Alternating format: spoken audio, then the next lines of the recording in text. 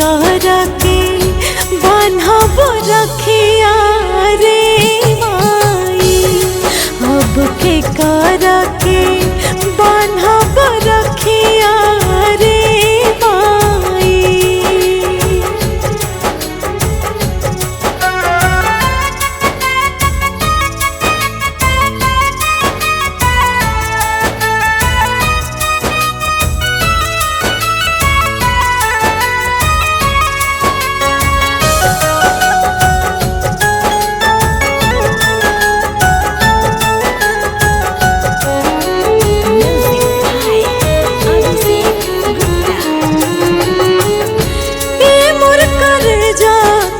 छोड़ गईला हो बहिनिया से अपना मुहवा मोड़ गईला हो।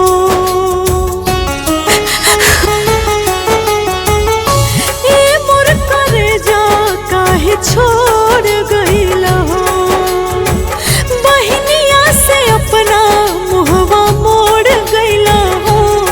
इनके लोके खाली दहिया बाकी कलाई। अब के करा के बान्हब रखिया रे माई। अब के करा के बान्हब रखिया रे माई।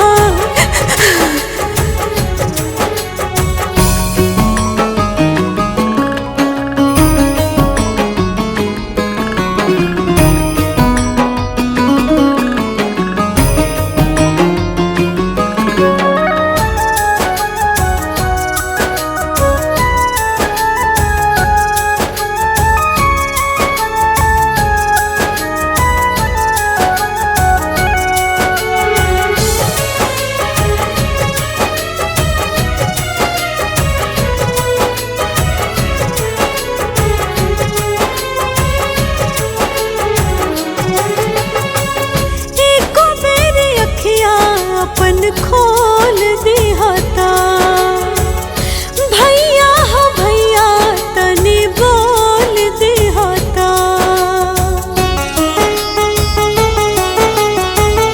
एको बेरी अखिया अपन खोल दिहता भैया हो भैया तनी बोल दिहता।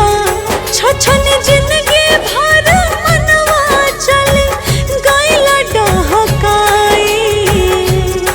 अब के करा के बान्हब रखिया रे माई। अब के करा के बान्हब रखिया रे माई। अब के करा के